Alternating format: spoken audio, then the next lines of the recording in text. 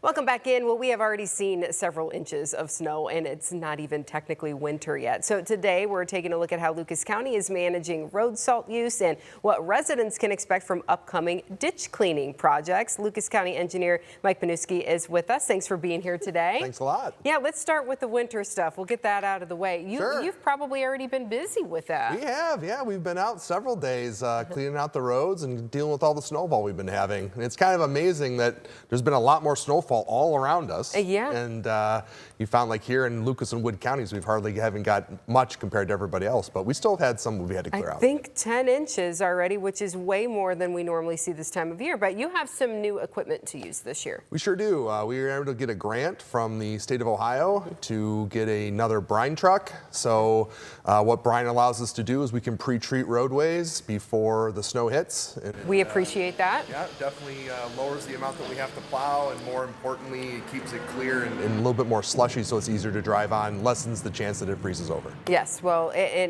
anything that makes the road safer when we're out there driving in these things.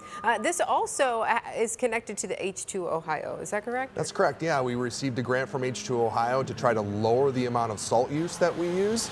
If you use brine, you use a significantly less salt than you would coming out of the plow truck. I mean, we do a lot of things to try to lower the amount of salt that we use. Salt's pretty expensive, and it's also a pollutant in our waterways. So whatever we can do to lower that salt use is better for the environment. So H2 Ohio provided us some money to do more brining as opposed to less salt on the plow truck to result in less salt in our area and in our waterways. Okay, all right. So it's a trade-off there, but either way, the roads are going to be treated ahead of time, which we appreciate before the snow comes.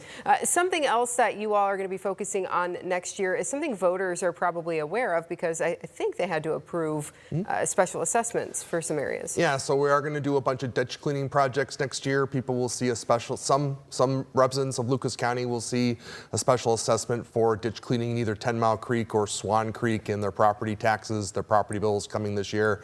And we're going to start getting started right away to clear a bunch of log jams. We have a big problem with the little emerald ash borer that killed a whole bunch of ash trees all over the area. And those trees are starting to rot and fall into our waterways, starting to clog them up and causing a lot of flooding. So we're going to get in there this year and start cleaning them out. Okay, so folks probably have at least a little bit of a heads up that that's coming, but it's probably going to be coming sooner rather than later, though, right? Yeah, it has to be done. We're going to be starting probably sometime this year with some of our worst log jams, or some pretty bad log jams, especially in the White House area, that really need to be removed, or they can be a hazard to people and property.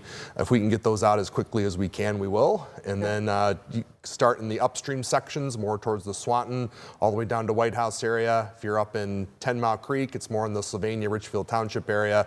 We'll be going there, taking out log jams, trees that are inside the channel, as well as dead trees that have the potential to clog our waterways and to cause flooding. Yeah, and I think that people can appreciate that, because nobody wants their properties flooded. So this is work needs to be done. How long do we expect these projects to take? You know, we're going to spend the first 3 years cleaning out these log jams from the upstream end all the way at the county line up in Berkey, all the way down to where it enters the Maumee River in downtown Toledo.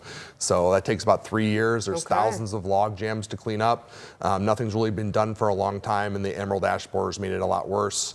The 3 years after that, we're going to start cleaning and removing sediment from some of the streams that have filled up with sediment, and try to increase their capacity, improve water quality and conveyance and capacity, so that we don't have as much flooding in the area. And overall, that impacts everybody, really, because it's the waterway that...